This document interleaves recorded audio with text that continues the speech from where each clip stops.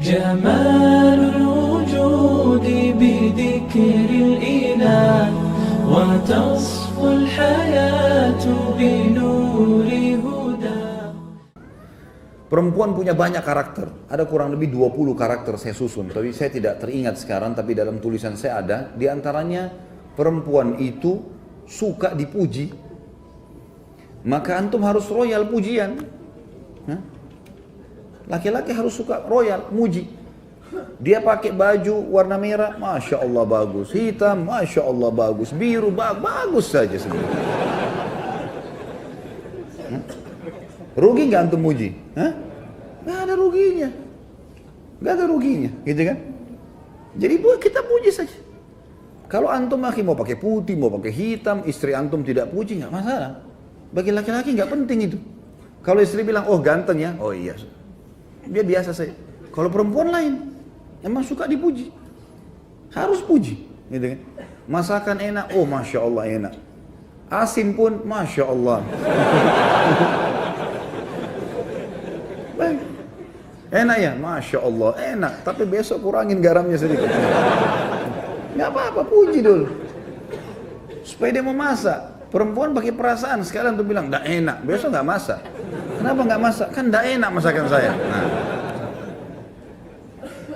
Suka dipuji, ya. Yang kedua, karakter perempuan itu suka mengulang-ulang sesuatu. Kenapa perempuan teman-teman setelah menikah sama antum, dia suka minta pulang ke orang tuanya, sebentar-sebentar pulang ke ibu, pulang ke ayah, mudik, terus menerusin, rutin.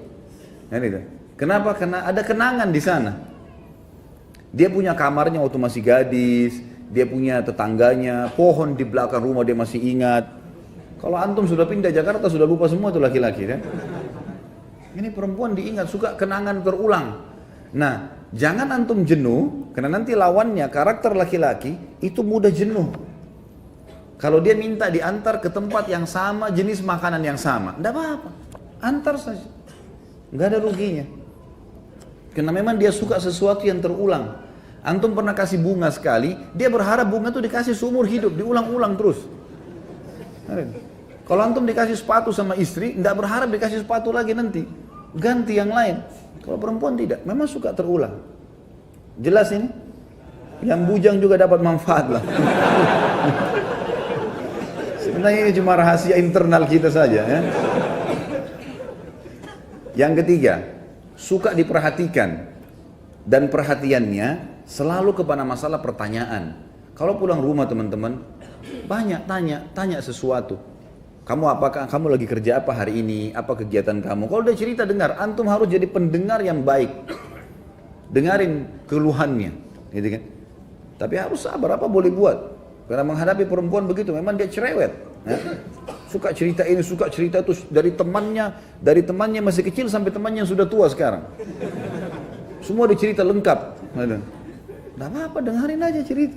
Oh iya, begini, iya, pindah lagi sini. Saya kadang kalau duduk depan istri saya itu, dia cerita dari temannya ini, temannya itu, temannya ini. Oh iya, ini kayaknya dari tadi sudah 5 kok ceritanya. Ada lagi yang lain gak ini? Kita mau makan dulu nih. Tapi dengar. Karena kalau tidak didengarkan, antum tidak jadi pendengar yang baik, dia akan cari orang yang mau dengar dia. Coba antum puasin istri sudah terbiasa curhat sama antum, dia nggak akan butuh temannya nanti. Karena sudah ada tempat pelampiasan. Nanti kita lawankan ini teman-teman, laki-laki terbalik, tidak suka diperhatikan. Contoh perhatian adalah telepon. Coba telepon teman-teman sekalian, telepon, tanya kabar segala macam. Itu perhatian yang luar biasa. Kalau laki-laki nggak suka, antum suka kalau lagi kerja di telepon? Baru keluar rumah 5 menit, kering istri telepon. Ya Allah, baru ketemu. Laki-laki begitu. Kalau perempuan tidak, antum baru naik mobil telepon, suami saya telepon, lain. Dia anggap itu perhatian luar biasa, gitu kan? Padahal sebenarnya pas diangkat, kenapa ini? Assalamualaikum, salam. Oh, saya kepencet. Jangan lakukan itu. Jangan lakukan itu. Sudah terlanjur kepencet pun, oh iya saya kebetulan rindu sama kamu. Bilang kepencet marah nanti dia. Kalau laki-laki nggak suka sering ditelepon, antum nggak suka sering diperhatikan, perhatian terus berlebihan, kita nggak mau. Laki-laki nggak suka, memang karakternya begitu. Ini karakter perempuan terbalik. Antum pujian tidak terlalu tadi, jadi kita sudah langsung berbalik. Perempuan suka dipuji, ini nggak suka dipuji. Artinya bukan hal yang penting bagi dia, gitu kan? Ini diperhatikan, ini nggak suka diperhatikan. Nggak suka diperhatikan. Jadi kalau ada laki-laki yang suka diperhatikan itu ada tanda tanya. Artinya kalau ada laki-laki yang luar biasa harus ditelepon terus sama istrinya kemana-mana, itu tanda tanya gitu ya. Itu contoh gitu. Kemudian ada karakter juga perempuan teman-teman sekalian, mereka didominasi dengan perasaan, kita didominasi dengan akal. Pertemukan dengan itu. Dominasi dengan perasaan selalu saja sensitif, selalu saja merasa mudah tersinggung, masuk dalamnya ya, mudah memaafkan, itu semua masuk dalam perasaan. Kalau subhanallah ya, ini kita tidak berharap, tapi ada kalau seorang laki-laki selingkuh, naudzubillah, dia selingkuh dengan perempuan lain berzina. Kemudian setelah dia selingkuh, dia datang ke istrinya, dia bilang, saya sudah berbuat salah nih. Saya buat gini. Istrinya mudah maafin gak? Mudah maafin. Tentu antum gak bisa jawab sini, yang di belakang yang jawab kan? Mudah dimaafin. Masih banyak istri, kalau suaminya mau taubat sekali, dia maafin. Kita balik. Kalau antum temukan istri antum selingkuh, antum mau maafin gak? Sudah ada di depan, enggak. Belum selesai anak jelasin sudah panjang enggaknya gitu. Berat. Laki-laki pakai pikiran dia. Ini sudah disentuh orang lain, enggak, saya enggak mau. Gitu. Kalau dia tidak, dia masih berpikir berbeda. Ini dominasi perasaan, ini dominasi akal. Nah, dominasi perasaan biasanya agak kritis. Saya pernah kasih contoh kalau antum masih ingat. Kalau perempuan antum aja, istri ajak makan malam di mana misalnya sama-sama, dan itu baik ya, sesekali keluar sama-sama, tidak selamanya tentunya, tapi bersama waktu itu penting. Pada saat misalnya orang pergi ke rumah makan, janjian kita makan di sini malam ini ya baik. Pas kita ke sana, ternyata tutup. Antum gampang, laki-laki simple. Oh ya sudah, berpikir cari restoran lain. Kalau istri tidak, dia punya perasaan. Enggak, sebentar saya tanya dulu kenapa tutup. Dia turun tanya dulu, kenapa tutup mas? Biasanya kan jam 9. Mungkin masih ada sisanya. Ya. Tanya. Mau beli baju, laki-laki sama perempuan beda. Sekarang kita laki-laki mau beli baju nih, masuk toko baju, kemudian kita lihat bajunya, ini cocok nih, baik warnanya saya cocok. Mas tolong saya minta ukurannya, baik ukurannya. Dicari di gudang nggak ada. Mas nggak ada lagi ukurannya nih. Kira-kira laki-laki bilang apa? Oh ya sudah nggak apa-apa. Mau lihat yang lain nggak? Nggak apa-apa, boleh saya lihat yang perempuan nggak bisa gitu. Dia udah kalau sudah coba di kamar pas, terus tidak ada, tunggu aja setengah jam tuh. Pasti dia ngoceh sama penjaga. Kenapa nggak ada mbak? Coba cek dulu. Kapan bisa datang? Panjang ceritanya. Karena dia pakai perasaan. Kan gitu. Antum sudah janjian sama istri mau pergi satu tempat, kemudian antum telat datang segala, ya wajar. Jelaskan. Karena dia akan terus bertanya. Gitu kan? Itu biasa, itu karakter. Mengenali karakter pasangan itu penting. Dan insya Allah, biidznillah, tentu saya sekarang tidak terlintas semuanya ya, poin-poinnya, tapi ada banyak yang saya susun karakter-karakter laki-laki dan perempuan, dan itu biasanya saya forward ke beberapa grup, dan insya Allah mudah-mudahan bisa sampai ke antum kalau tidak ada halangan.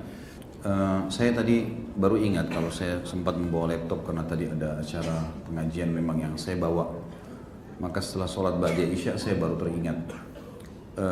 Saya akan sebutkan teman-teman sekalian karakter pasangan tadi yang memang belum sempurna kita sebutkan sebenarnya ya. Ada saya susun temanya. Kurang lebih ada 16 karakter wanita atau istri yang harus dikenali. Dan ini insya Allah kalau kita ketahui maka akan lebih mudah kita menghadapi pasangan. Yang pertama saya sudah sebutkan tadi, perasaan dominan dalam hidupnya. Dan perasaan ini ya, seperti sudah saya kasih contoh tadi, masalah kalau mau beli pakaian, kalau datang ke rumah makan dan seterusnya, ini lebih dominan perasaan. Sudah saya kasih contoh. Yang kedua, salah satu karakter wanita adalah tanda kutip ya di sini ya, ada sifat pendendam. Pendendam tapi tanda kutip. Maksudnya di sini pendendamnya seperti ini contohnya.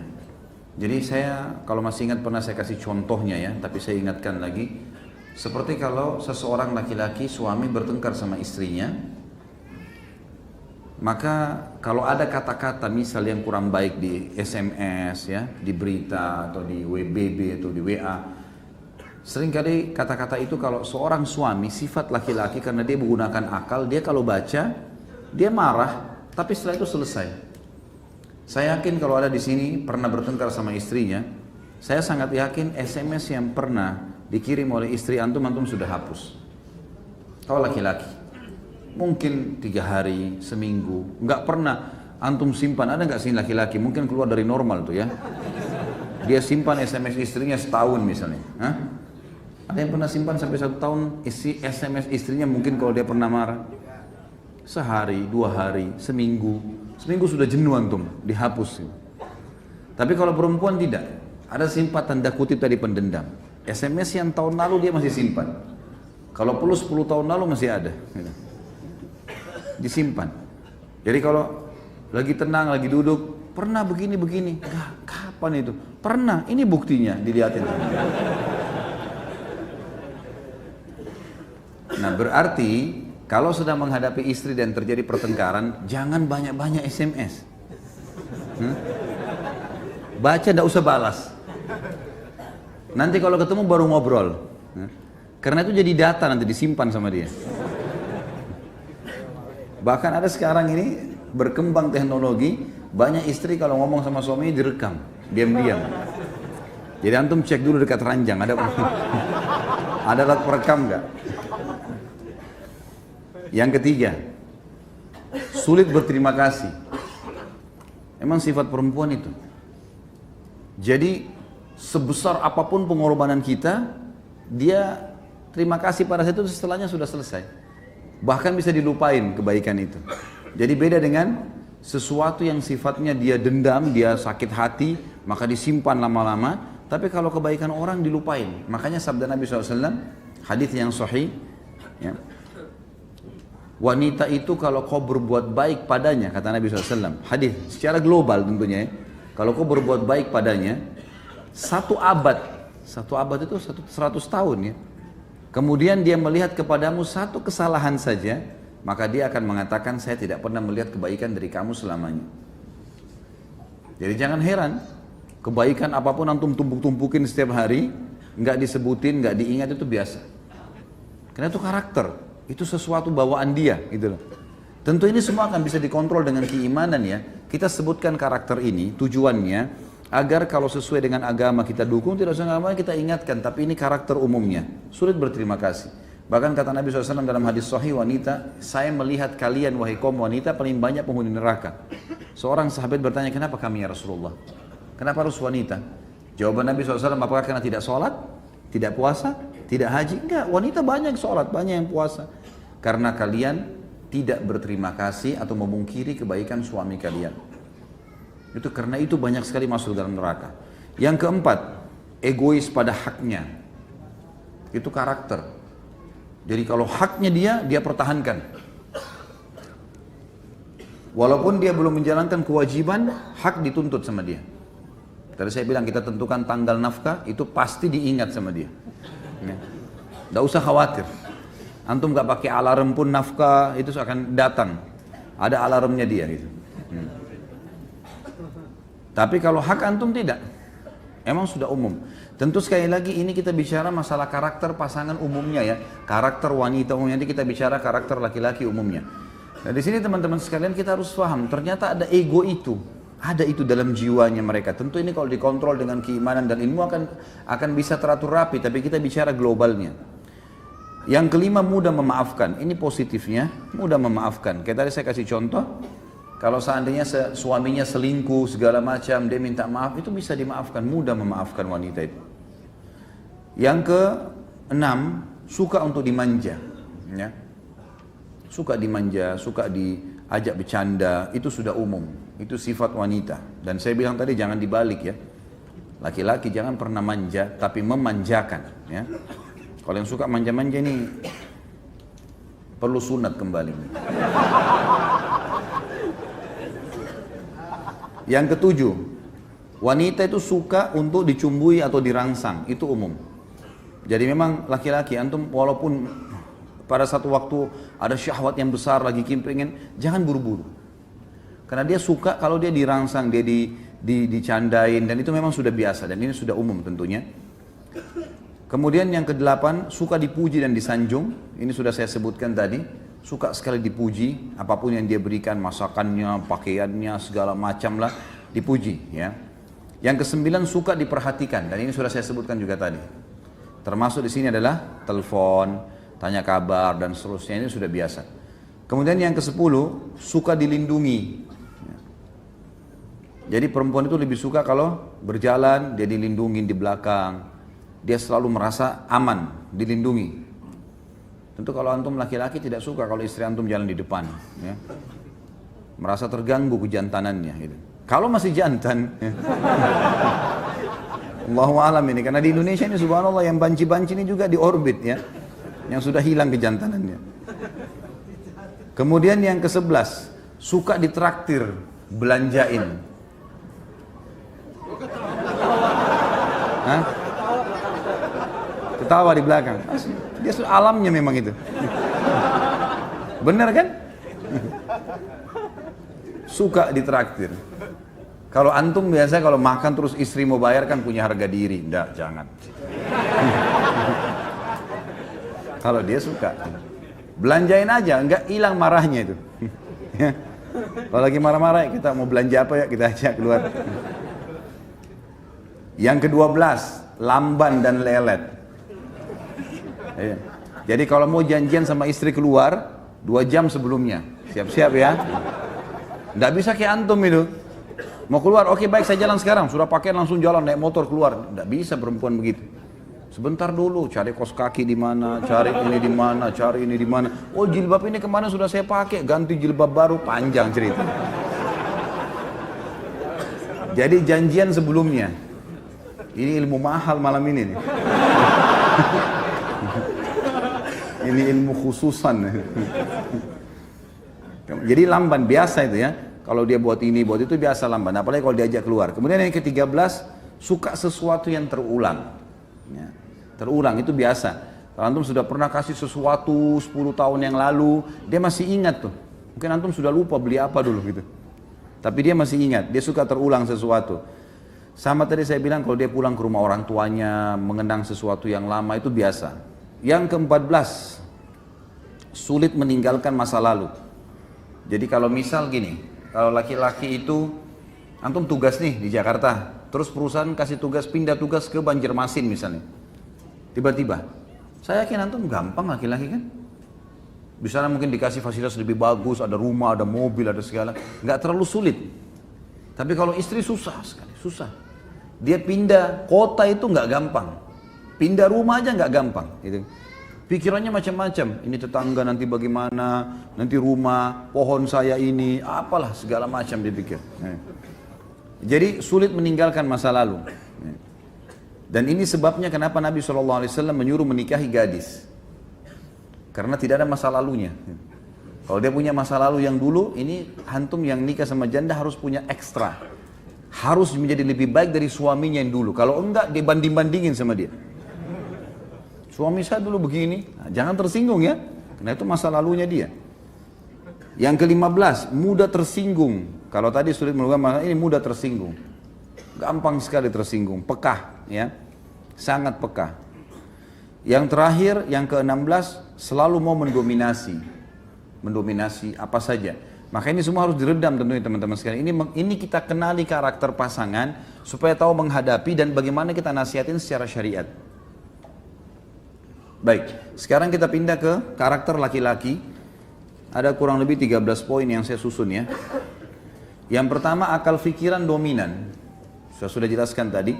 Bagaimana akal pikiran itu gini teman-teman. Masalah, solusi. Itu akal pikiran dominan. Kalau perasaan itu dipikirin dulu lama, baru solusinya. Ya. Kalau laki-laki itu pecat ban mobilnya atau pecat ban motornya, yang kita pikirin mana tambal ban. Solusinya langsung. Masalah, solusi. Kalau perempuan enggak, dia turun dulu. Kenapa ya? Kena apa ini? Tadi lama. Jangan tersinggung akhwat di belakang ya. Kita bicara secara umum. Tapi kalau tersinggung juga apa boleh buat ya?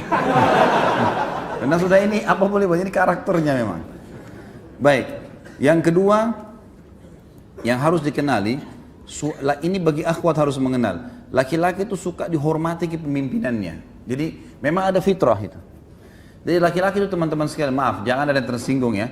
Kalau dia pendek, dia kecil, badannya tetap punya karakter laki-laki, kejantanan, ada pemimpinan. Jadi dia tidak suka diganggu itu. Dia suka dijadikan sebagai pemimpin, didahulukan, didengar pembicaraannya, didengar instruksinya. Ini karakter ini. Makanya saya pernah kasih contoh kalau anak laki-laki sama anak perempuan beda. Kalau antum masih punya anak kecil coba praktekin. Kalau anak perempuan kita berikan makanan teman-teman sekalian, taruh di piring, sedikit antum bukan dilempar ya, tapi sedikit disentak piring itu di depannya, silakan makan nak. Dia nggak akan tersinggung, dia tidak akan terganggu dengan itu. Tetapi kalau anak laki-laki dilempar sedikit piring itu, maka dia akan terganggu kepemimpinannya. Dia tidak mau makan tuh, walaupun anak kecil.